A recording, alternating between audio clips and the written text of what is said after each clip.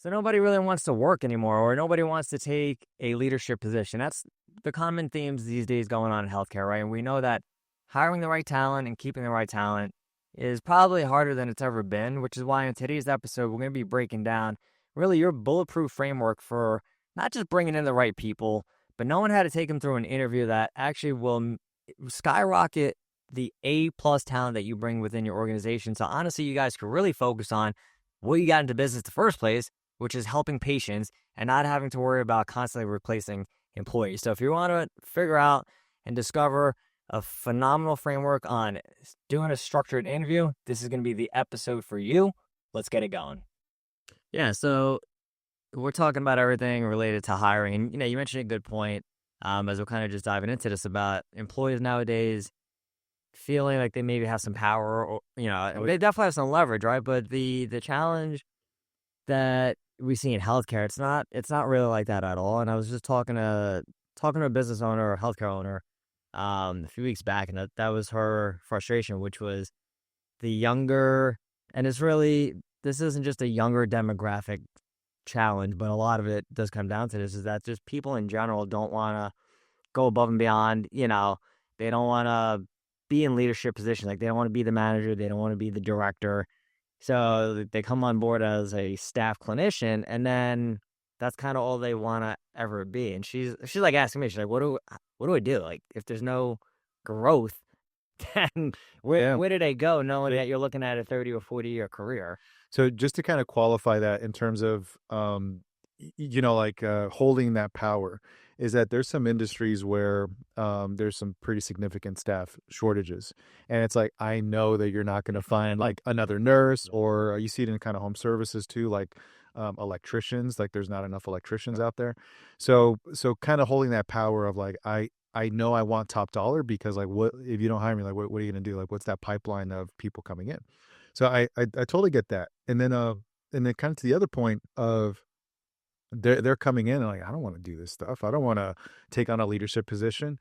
And like a logical question is like, what have you seen about those positions that make you feel like you just don't want to do it? Yeah. Is it really the work? Is it really this? Or is it what we've seen like in a lot of industries, where if you look at, what is it, even 30 years ago, how much people have to work to stay alive, right? Like, you think of even just the 90s, right? Most, like just the 90s, is that how often did someone have to work to just get the same level of food or gas or their mortgage? Or compare that to the 70s, compare that to like 20 years ago, before the 2008 crash, right? Before COVID.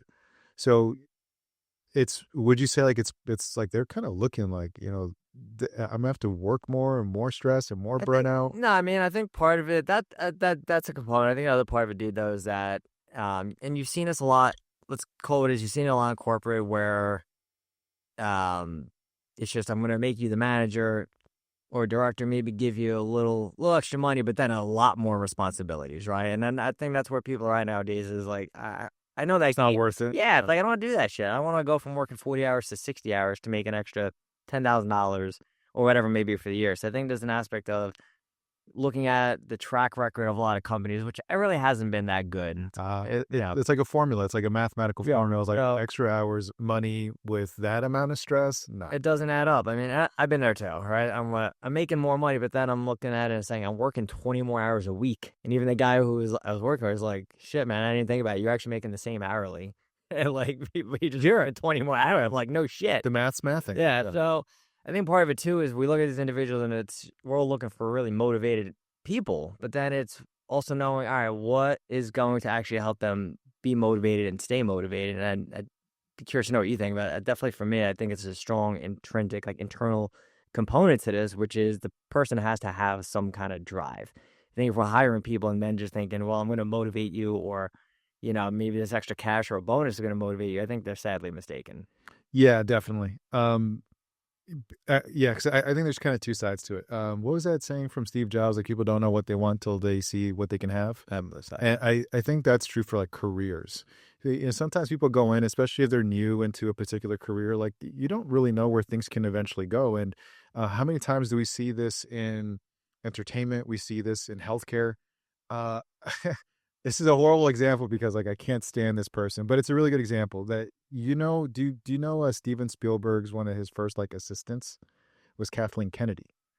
And Kathleen Kennedy then started to work her so the story of Kathleen Kennedy, Before ruining Star Wars. yeah, Right? before destroying Star Wars, like Antichrist type of situation, world level, right?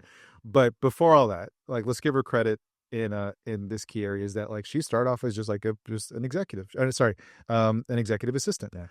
and then worked her way up. She produced Jurassic Park. She started producing these amazing films, and then she became and then she ran Lucasfilm for a while until just recently.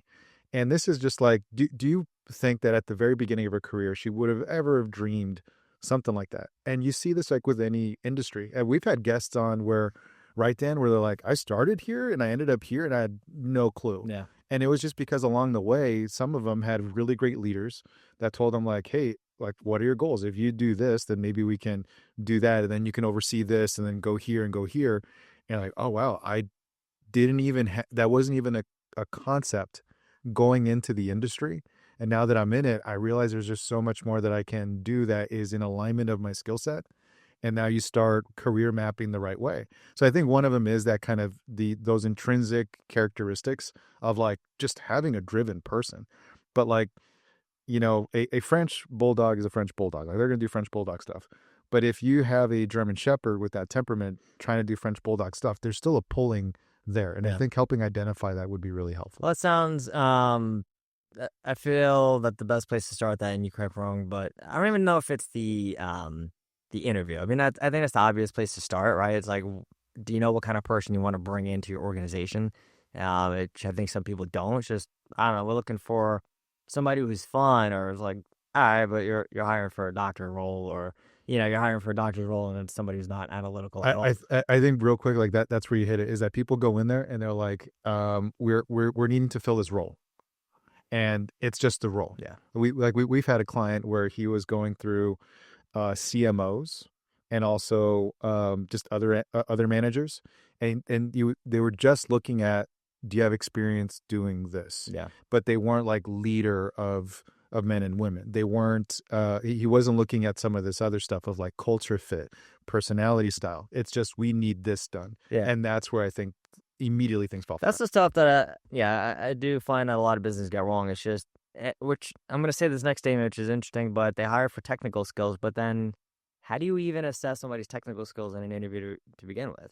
Right? If you're fucking hiring a brain surgeon, like, how are you, I got a guy right here. Blow him up in here. Save his life right now. It's like, you're not testing that. Or even, physical therapists. Most clinics are not going to say, hey, why don't you come back and work on me as the owner? Let me assess your skills, or let's do a mock evaluation here. So most of the time, you don't even know what the technical skills are, even though that's what most people interview for. So to your point, it's especially in healthcare too. Yeah, which is huge. And then it's just a matter of, to your point, all right, if I can't assess your actual technical skills, which are very important for this job, can I at least make sure you match what we represent as a company, right? So if it's we keep saying we're patient centered and we treat patients with maybe a sense of urgency, then somebody's saying, all right, how do I find that out? Right? How do I know that that's their mentality? And how do I know that if that's our values that person matches up to? And for me, and I kind of know where you're at with this too, but I'll get your opinion, is just the kind of questions that we're asking these people to get an insight into who they are.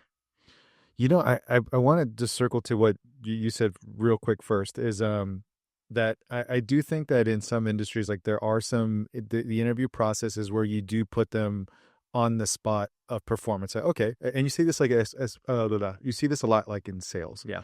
Is that I've sold this, I've sold that, I worked for whatever. You're like, okay, learn this script, put it on a recording, put it on a loom, or tell us a story, or we'll do like a mock sales thing. Yeah. And they're putting them literally on the spot of like, oh, you're not that good. Or someone's like, actually, I could really work with this person. Going back to the healthcare side of things, is that obviously like a brain surgeon is like, you can't roll somebody in here and be like, operate on this, cerebellum or anything like that. But do you feel like there's opportunity to maybe do more of that in healthcare? Like, let's just say Cairo or well, I would do that. I would do that for everybody. I mean, that's what I started doing. I didn't do that in the past, and I got, like anybody else, you get burned a lot. Um, so, because I'd either hire somebody who is great with the skills and they were terrible with our fit, personality wise, or they were great personality wise and their skills stunk. So, like, all right, something's got to change here. So, yeah, I would just either, if it's a scenario where you can't physically have them do their job, Hmm. is all right, let's run through some scenarios and work me through what you would do here. Right. Hmm. So, we could all do that. So, if it's all right, patient comes in with this diagnosis, or you're the fifth doctor that they've seen, and here's their images. What would you recommend? Or if the patient asked you this question, how would you respond to that? Hmm. Right? Not, so, for instance, like empathy is a horrible skill that we have in healthcare, even though it's literally the most important skill. It's something that it's not There's a strong lack enough. of, yeah, Lack just of, okay. there's a lack thereof, and the patients are craving it. So, all right, let's work this through and tell me how you would be empathetic here. We can all do that, Mhm. right? We just get so bent, so held up on the credentials. How many, initials do you have? Letters after your name to tell me how much education you've had. Let me see your CV and all that. And then you miss the ability to actually capture really critical information that you can get that. And what I love about doing that too, it's not just you're testing their skills, but it actually, let's say guard down, right? You can't prepare for that. You can't go on ChatGPT and type in what are the most 10 common questions and how should I answer it. There's no preparation for that at Zero. all. So, what would you recommend to someone like that's listening and they're like, all right, let me be a little bit more involved, or at least have the interview process be far more. What would you say that word is? Like, I'm trying to think of the word. Like, you are doing like an active. Um, Like having them participate. So yeah, yeah, yeah. So especially in healthcare, like I know it's really role dependent, but like, all right, you want to walk through maybe this line of thinking, or like, what would you do here? Like, what are the things that you feel like most employees when they go through something like that they miss? Is it empathy, or could it be something else too? no, well, I mean, empathy is a big one, but then there's just a lack of critical thinking. That's a huge, and I think that's just, it's not healthcare per se. I just think that's actually societal. How does that show up in healthcare? The critical thinking. Because you have to work through. So you get your head out of the textbook, and it says, all right, this is the book says it should go like this, and then that's one of the biggest things, at least for me. But I find talking to other people too, coming out of school, the textbook. I don't know who the hell wrote them, but I'm like, this doesn't present like I've never seen any textbook case barely ever. So it's knowing, all right, how do I respond to this? And maybe the condition or the scenario works itself out, but then, all right, well, just have your family member help you out at home. Everybody's dead. I'm by myself. Oh, shit. Like, I didn't learn that in school. Mhm. So it's knowing how to take in the information and then being able to process and, like, all right, what's the right pathway to take with this person? That's where that critical decision making comes into place, where it's like, all right, this isn't how the book showed it. So I got to think of what's the most logical thing I can do here. And those are, I mean, I think about conversations I had when I was coming out of school, and people who were training me, they were asking me questions again, like, "What if this person doesn't have anybody at home?" I'm like, damn, dude, I didn't even think about that. Well, like they're like, yeah, that's common. So it's being able to really work through that, and whether it's empathy or just the decision making, what you start to see though is how they actually not just respond to other people, but how they communicate and what kind of dialogue and tone do they use, and that's the stuff you can never see on an You know, interview. it kind of reminds me of like having the mindset of a comedic actor that is doing um it's not stand up, but doing like improv, Yeah, where it's like you don't know what the scenario is going to be. You know, like you learned how to be an improv actor, so there's frameworks of what to do when a scenario comes, but you don't know what the scenario is. And I feel like that's kind of what you're describing with school is like, all right, you should know how to do maybe these things in healthcare or for your role, but you cannot pre-plan what is actually going to be coming through those doors. yeah. You can't at all. But at the least you could do is be nimble enough to have the mindset of like I can overcome anything that's coming my way, instead of like, oh, this doesn't fit in the box of what I learned, and people implode off of that. Like, I'll give you a good example, and that's what I'm trying to hold back my laughter. Oh, laughing. Yeah. And I worked in orthopedics, which is, I'll say it's one of the easier. It's not that hard compared to, I'm not working with people with Parkinson's, and those are hard conditions and cancers of the world. But I get this newer grad, and it's that same day appointment that calls in, and they're just coming in for an ankle injury, an ankle sprain, and the person's like, I'll take that exam. It shouldn't take that long. Take about 15 minutes. An hour later, they come out of the room like, what the hell are you doing? Oh my God, this is not how I anticipated at all. it had nothing to do with the ankle. It was the person. You know, like the Mhm. person ended up, they were having a lot of stuff going on. So to your point, you look at things a certain way, and then it goes completely off the rails. Like, how do I respond to this? What do I? And you got to know how to roll with it. So that's a big one. That's why I love doing that. I will add one thing that I'm sure most people don't do, and I didn't originate this, but I stole it from Alex Hormozy because I really liked it. Which was even before you do an interview. Yeah, I was reading. I forget which book of it. I think it was Jim Lunch, and he was saying on his job listings, he specifically put "don't apply." If it's like, don't apply if you like drama, don't apply if you don't want to grow this. And I was like, man, that's a good tone setter. Mhm. And I started doing that. And I'm not saying that made a massive difference, but for me, I'm gonna tell people who's the right person to apply here. Yeah, I like that because what it does is that you're informing the employment market that I'm going to be on the lookout Yep. for this. That like, say, hey, this is the role, this is the salary, this is the benefits, these are the expectations, this is our business, this is our company history. And by the way, we're going to be on the lookout for that drama, that kind of Correct. yeah, all of that stuff. And so if you're seeing that, you're like, okay, maybe, and it almost functions as like repellent against like the wrong person, or at least it really reduces that down. Now, I was gonna ask you because somebody asked me recently, what's a common question? Yeah, because they were asking me the same thing. Like, how do you get these younger people who maybe don't want to grow and develop? How do you, find that out or whatnot beforehand? And I was it's the questions that we're asking. She's like, okay, what's your go-to question? I don't really have one because for me, I just kind of go off, what the person is giving me. I'm curious to know that. Do you have a go-to question that you would tell somebody? This is my key. This is my clinical pearl, so to speak. It's the one that I always ask that gives me a lot of information about somebody. Um, so there's a couple. So one of them is always like, why did you get into this role, or why did you get into this industry? And be on the lookout of kind of, I like using DISC on this front, where people get into a certain role because they're like, I just want to have freedom. I want to have power. I want to make money. Like, Yeah. yeah, I want to help people, but I want to make money along the way. And finding out whether someone is like, I really want to build something that I'm respected for.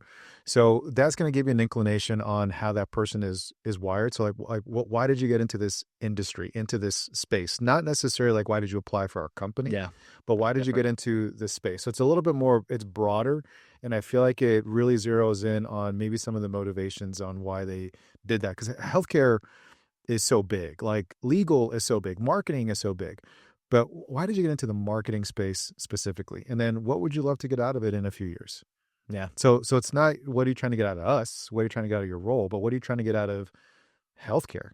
What would you love to get out of that in a perfect world in a handful of years? Yeah. No, I love that. What would you say some things that the person who's doing the hiring, the company that's hiring that applicant, what do you say are some mistakes they make in the actual interview process?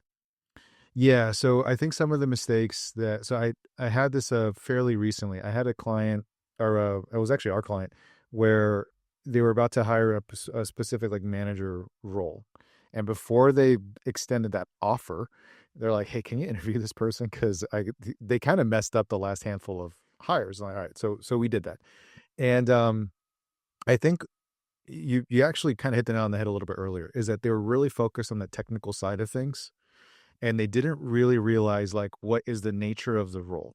So like what's part of the role is, you know, the kind of technical overseeing of a particular team.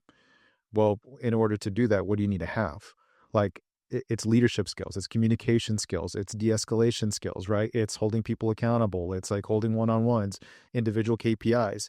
And so I think one of the things that people I think oftentimes miss is like understanding there's the specifics of the role that's needed, but then also asking the right questions that extract the mindset needed for that role. So, like, are you okay with having uncomfortable conversations to hold accountability? Because that's what the role requires. Like, you're overseeing this. So I think that's what's missed is like people have a hard time extract like this role needs analytical excellence. This role is a leader of men type of role. This role is something else. So how do I ask the right questions to extract the mindset of the individual and then marry that with the technical Yeah. prowess of the I individual? like that. I don't know if you've done this. I love asking, somebody tells you, we got a great interview. Like they were amazing. All right. what did they do? Like, what actually constitutes maybe that They were if you're look, charming. They made me yeah, feel if you're good. Yeah. looking, they were a 10. All right, what constitutes a 10 for you guys? What has to happen? Or, if they're gonna turn into that either if you want to call it an A player or that 10 out of 10 level, like what actually has to happen for that to occur? And are we actually talking about that in the interview? Right. And I think that's something that people kind of forget about is I don't even tell you what some of the expectations maybe or the Yeah. standards are. So then they get hired and like, I don't actually know how I'm being measured. Here, So do I know if I'm doing a good job or not? here's one that I think is kind of interesting is you know, I saying like people like hire someone that's like themselves No doubt. all the time, right? So like the interview went great. Like what made it so Yeah. great? Like we just jived, we just connected, we just like we just hit it off. Like great.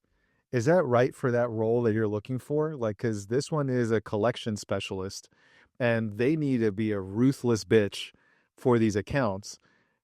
And they're like you're a puppy dog. Yeah. Like what? Like, are you serious? You need a shark in your Yeah, husband. we need a shark. Like, and so I feel like that's kind of a big thing. Is like, what constitute is good is because they're like that person, and you're seeing.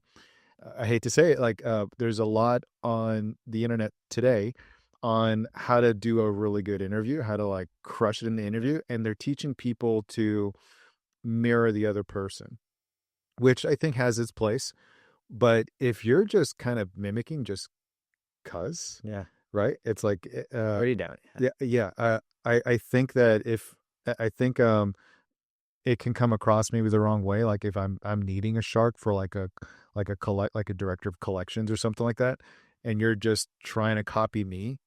I don't know. I think there's a place where you just need to be absolutely authentic. Yeah, no, I agree, dude. And you made a point about the internet, which is there's a lot The of interwebs. yeah, but there's a lot of stuff out there how to ace your interview. But then are companies actually watching that? You know what I mean? It's all right. So are we, still interviewing people and saying, well, Antonio, we're like a family here. Meanwhile, in that person's head, it's like, well, I know on TikTok, one of the top things to avoid working at a company is they say we're like a family, right? So you just basically made it known that you basically told the person who you're interviewing that I don't want to work here. So it's like understanding things to even avoid saying in an interview. And then the Well, other, it could be misconstrued yeah, too as well. Like, we just had a podcast with someone that they are like fifth generation entrepreneur with multiple exits, working with like Fortune 50 companies.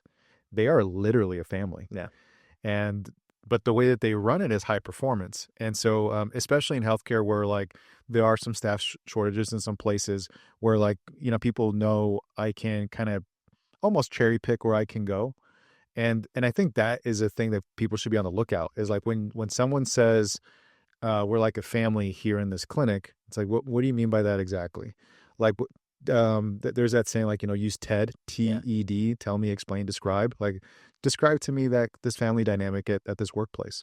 And if they're telling you stuff and you're like, this is going to be an uphill battle trying to get, let's just say, a raise or to move Yeah. beyond, because I'm actually fighting against their sister or their son or something. So I think for people on the other side of that table that are actually looking for employment, is like, uh, be be bold and not calling out those things like in a disrespectful way, but just like tell me a little bit what you Yeah. yeah what do you mean by that? Well, Describe that. you made a good point about staffing shortages, which then can create some urgency. It's Yeah. not just nurses. I mean, there's a massive shortage there, but, it creates this urgency where I kind of equate it to going grocery shopping when you're hungry. We all know that's a terrible idea, right? Because you're buying crap and then we all got the regret, but then we do the same thing for hiring. Let's not do it until we really need it. And then it's, oh shit, we're really short-handed and it's putting a lot of stress on people. Just, you're breathing, all right, you're hired. Versus, I'm a huge fan of just proactive. And that's something I got from a mentor way back in the day. Like, just keep interviewing people because you never know. Maybe you don't hire them at the time. Maybe it's not a good fit. But now you've created somebody that you might be able to reach out to. And it's like, or maybe you just find somebody who's so dynamic. Why would you even want to pass on them? I'm like, it's a good point, man. Yeah, I think what it does is it gives you an opportunity to build rapport with the employment market Yeah. of your town. And dude, people jump ship when there's an opening. And like if you're trying to get a job at like Google and it just didn't happen for whatever reason, and you went someplace else, then like let's just say 6 months down the road, like, hey, this position opened up. Would you be interested? And people jump ship all the time Yeah. to get to a certain spot. So if you have a really great business, the interview process was awesome. People have left higher paying jobs to be at another place where there's like no toxicity, no drama. Everybody is very focused. Everyone's coachable. Everyone's respectful. It's like I'd rather work there than deal with the garbage that I'm dealing with at my current job, but minus all the drama and the chaos. Yeah. We were talking, oh my gosh, I think it was like 5 2 or 3 minutes weeks ago, ago. not 2 Yeah, 3 it weeks was ago. like 2, 3, yeah, about brand strategy with Sam LSA. And we're talking about culture and social media, right? How to bring in talent based on what your company represents and how to get that out to the world, right? So I think, my point there is that we're trying to bring in the people that we all ideally want. And the struggle right now is, where do I find those people? And one thing that a lot of organizations don't do is they don't showcase, kind of like what you just said, but they don't showcase it, right? There's no, if you click on Instagram or their TikTok, it's just super professional, great content. There's nothing that gives me an insight into the actual company. So, Why do you think that is? I mean, like, do you feel like it's because healthcare almost has this, like, let's just call it what it is, man, like, kind of a squeaky clean image that, yeah. like, we need to be this way? And I'm still, yeah, I'm Eh, still recovering from that a squeaky clean addict. But yeah, no, it's something that just, you want to build it's a professional demeanor, right? mhm. Professional organization group. So it's, I can't, that line between friendly and, hey, we friends now? It's like, no, I'm still a like, I'm your doctor, I'm your therapist, I'm your chiropractor, we're not friends. So it's hard for people to kind of blur those lines, so to Ye speak. So we keep it very, yes, very cut and dry, very professional. So that kind of bleeds into a lot of social media of, here's this new product or a new service we're offering, or here's how a spinal adjustment can help your neck or back pain. And there's no, all right, who's the actual person? Like, Mhm. who's my doctor? And more importantly, though, if I'm an employee, why do I want to work there? It's all right, they're professional, but they got some humor.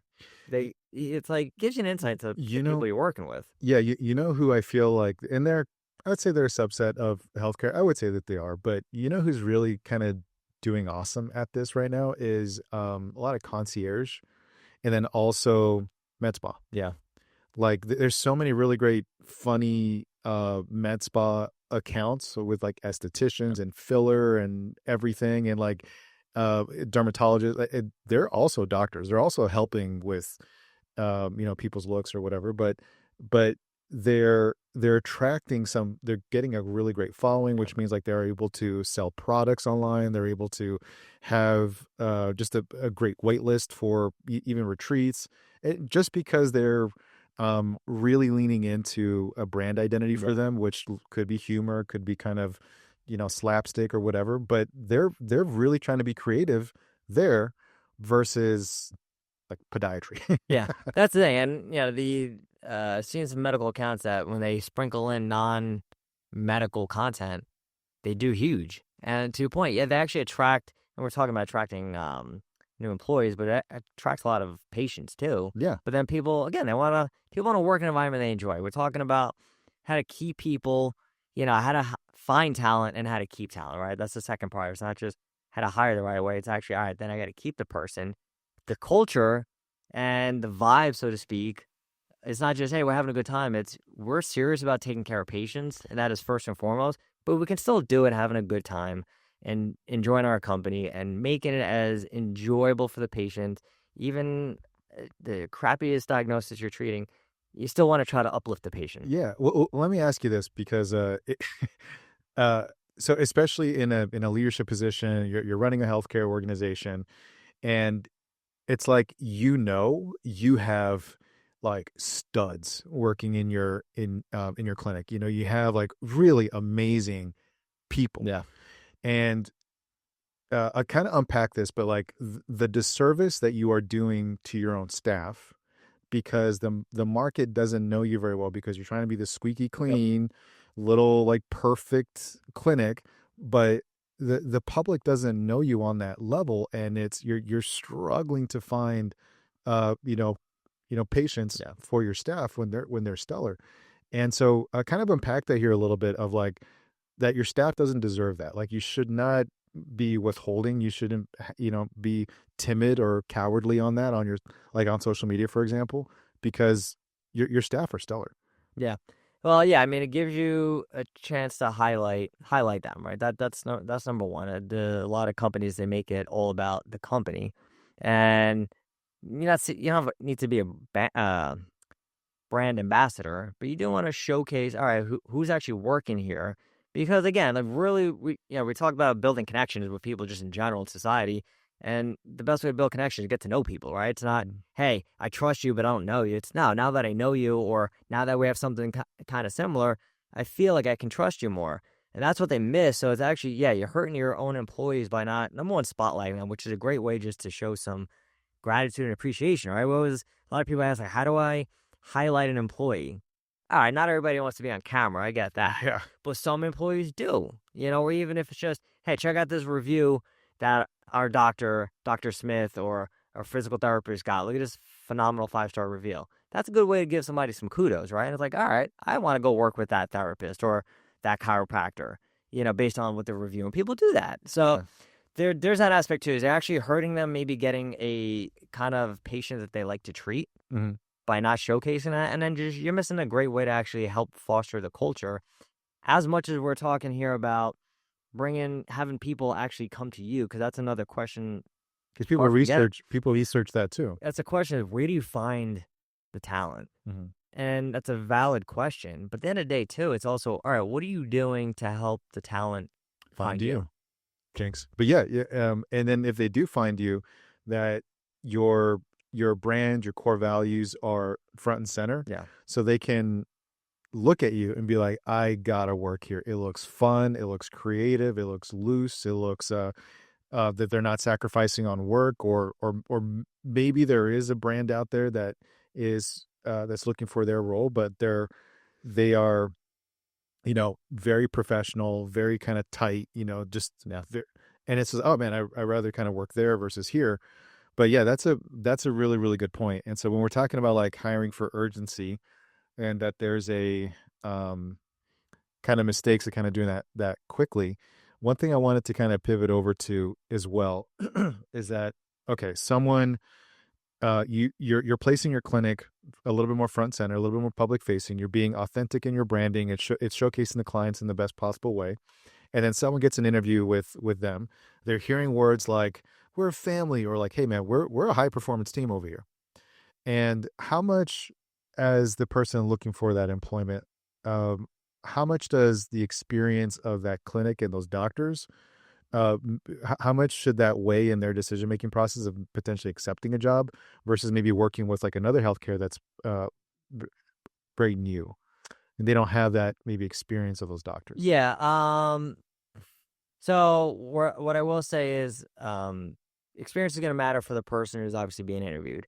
More importantly, though, and this is where, we use like word signaling, right? Like, so negative word signaling, we're all a family. Okay, signal that we're not. Positive word signaling, we're like, hey, we really focus on mentoring and coaching and training, right? So they're not looking for the experience. Like, minimal people come in and say, hey, I have to work with somebody who at least has 5 years experience. They just want to know, all right, you're ahead of me, and you're going to work with me to catch me up. So the good example would be when I graduated a long time ago. It was a great place I was looking at. It would have been just me. The guy's like, you're going to be by yourself. Like, I don't want that. Like, how could I do? I don't know. I know stuff. Clearly, I graduated, but I don't know enough to be working by myself. Salary was crazy good. New clinic, I like, appreciate it, but no thanks. So it's going to be more about, this is how we're going to actually help you grow and develop. Whatever that looks like too, right? So that's part of the interview process, also knowing is, and I think it's just personal bias. I think it's the stupidest question, but it's just me. Where do you see yourself in 5 years? Blah, blah, blah. But ultimately, it's, how do you see yourself growing, developing? And that's a question they're going to also ask, the person who's doing the interview is, how are you going to help me grow and develop? I'll do some work. I'll definitely do some work at home. But what are you guys going to do for me? Or are you just going to throw me into it and then, kind of like sink or swim? That's not the way everybody operates. So that's where I would look at it, is it's more important to understand, when we do hire somebody, how we actually get into this, I think, a little bit more in a few minutes, but how do we onboard them? How do we help them understand what we're doing here? How do we actually help them know, how we speak here, right? Because it's a little bit different for every clinic or organization. It's to your point about your values and your standards is what are the behaviors that we have to exhibit every day that demonstrates those values? And Yeah. then what do we have to say that also backs up our behavior? So that to me is the more important thing is, are you going to provide any coaching, teaching, mentoring, not just for the onboarding, but ongoing? What does that look like? Yeah, yeah. And for someone listening, we're like, hey, we speak it differently here, right? I think some people can kind of maybe be put off by that, but, Yes. but here's what it actually is. Like if you work at the Ritz-Carlton, there when someone says thank you, when someone says a certain thing, right? Like there are standard responses that they're teaching you that you need to say. Or if you've been to like Chick-fil-A lately, right? Like they have it too. Another place is like in the military, right? There's certain if you're trying to get a certain point across or just convey information, there's a certain way to say it where it's like very efficient. So if whoever's listening to this and they're like, what do you mean speak this way? What do you mean? Like, I speak how I want. I speak. It's like, you can't change. It's like, no. That's not exactly what we mean. If anything, if you are hearing an organization saying like, hey man, the way that our words, our phrases are set and it works, that should be freaking music to your ears, dude. But even an additional layer to that is even not necessarily the words, but how you say things, right? Yeah, tonality. Yeah, like what kind of respect do we have? How do you talk to patients? And I know it's very common. It seems like common sense that You're welcome. Yeah. but every medical professional would talk respectful. And then you hear some people, I'm like, dude, why the hell would you say that? Or how could you speak to somebody like that? And like, what did I say? It's like, bro, like your tone was terrible. Yeah. Can you just pretend like you're not from Jersey for 1 second? Yeah, hey, but no, it's condescending. Yeah, like a good example would be you ask me a question and then it's, oh, yeah, another question. All right, let me see. Versus another question, a little bit different. So that's part of it too. Is it gives you the ability to actually filter that stuff out. But then when you're in the actual interview, the other thing I want to add to this as well is that you mentioned before about the social media aspect, demonstrate what kind of company you have, the culture, is it fun, inviting? But then I want to make sure people understand that we're not talking about you come in and then you just let all your standards drop, right? It's even an interview process. This is how we're measuring you, right? It's lateness, your documentation. So we talked about language. Yeah, like language. Like part of language isn't even just what we're saying and doing. It's all right. Here's how we document here. I know you've been a provider for 10 years, but this is the way we do it. Yeah. And this is what works. So it's just making sure that we're aligned on that, but also helping them understand what are the non-negotiables that are going to help them. And I think that would also spring into the next point about understanding employee goals. And I think we would both agree that not a lot of companies actually take the amount of time to figure out what is going to be a goal for an employee. And it's so simple. You're just asking them. Yeah. You're just asking. Get out of here. Yeah. Yeah. You're just, yeah. And it's like, yeah. So something simple. I know we mentioned like, all right, their goal is to get to $150,000 a year for, and the role right now is 110. So how can we help them get to that place? And just you don't know that where you can take that conversation unless you ask, like, what are your goals? What are your goals professionally and personally too as well? Like, it's amazing where the conversation can go from there. Yeah. No, I mean, it does. I know somebody's going to listen and like, well, if they want 150 and the role closed for 110, you don't hire them. That's not always the case, right? Maybe you got somebody sitting in front of you like, holy shit, this person's amazing. I'd really love to bring them on. How can I maybe make this work without really bending, and then affecting everybody else that we hired for maybe 80 grand. Yeah. We're paying. But people say that all the time too. Like, I want this, right? And you're like, oh, well, the role is here, right? So yeah, I mean, everyone's gonna want always more, of course. But it's not even just that. I think it's also understanding, getting some information from the person you're hiring. So we're talking about bringing on the right people. It's all right. Where did you get that from? I mean, I'll give you a good example. What's that gonna do for you? Yeah, like this wasn't part of an interview process, so to speak. But I had a guy as a physical therapist, and it was a raise, and he wanted a massive bump. It was like 17% or something. I was like, I'm like, so I just asked him, I was like, I'm just curious, dude, where'd you get this number from? He's like, I don't know, I just made it up. Like, he just made it up. He's like, it's not based on anything. Like, no. I'm like, all right, that made a lot more sense. So you never know. Sometimes, hey, I want 150,000. All right, where'd you get that from in relation to what the industry calls for? Like, I don't know. I just figured if you went for it, that's what we get. So there's this aspect of just asking people their thoughts. because then we talked about what questions also to ask. And for me, at least, it's very much based on scenarios that I would just encounter in the clinic. Like, what are the problematic scenarios that have happened? And I'm like, how would you respond to that? Or I think you were mentioning one before, right? Of tell me what did you say to me? It was a good question. Yeah, yeah. So one of them is like, tell me about something you improved without being asked. And then another one is because that's going to open up, not necessarily like a can of worms, but tell me something that you improved without being asked. Yeah. And it demonstrates like your ability to just initiate. Like, yeah, yeah. Like, hey man, this is something that just needs to be better, and let me just take it upon myself and do it. Yeah. Another one is when did you last like push back on a system and why? That's a big one. And I think what you can extract from that too, because they can remember like, 3 weeks ago at my other job, I pushed back, and that's why I'm here. That's why I'm talking to you now. So anyways, it was like 2 weeks ago, 3 weeks ago.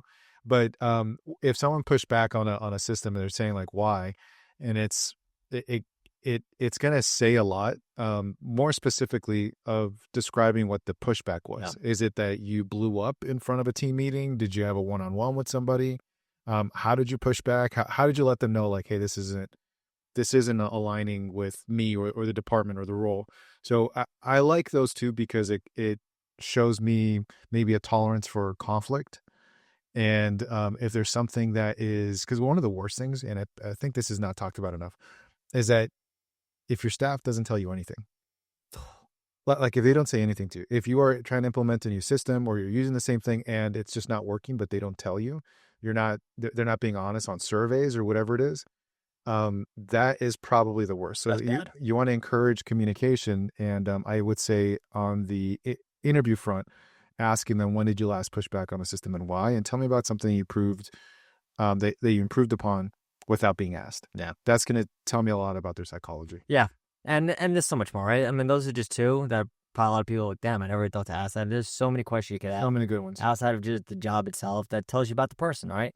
And then just making sure, obviously, one that typically, again, it doesn't really get discussed a whole lot, but are you up to date on what the market is calling for? We talked about that person asking for 150 when the job calls for 110.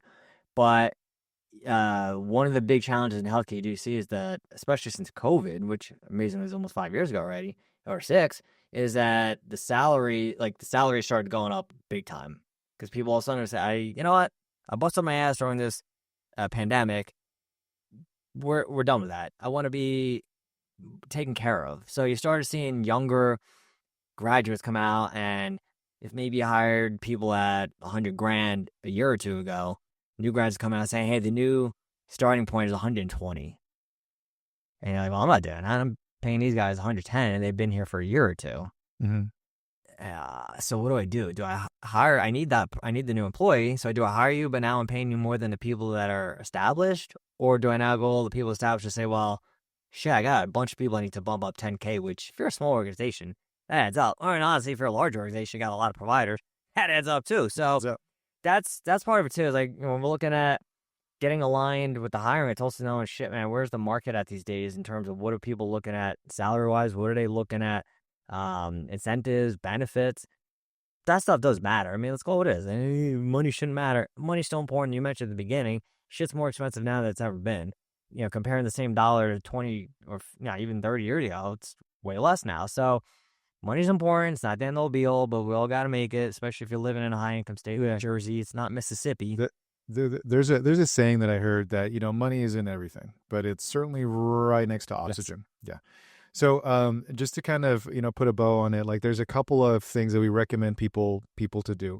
So when you are, and this is on the hiring front. So just on the hiring front, you got to ask yourself, do we have defined performance metrics before hiring?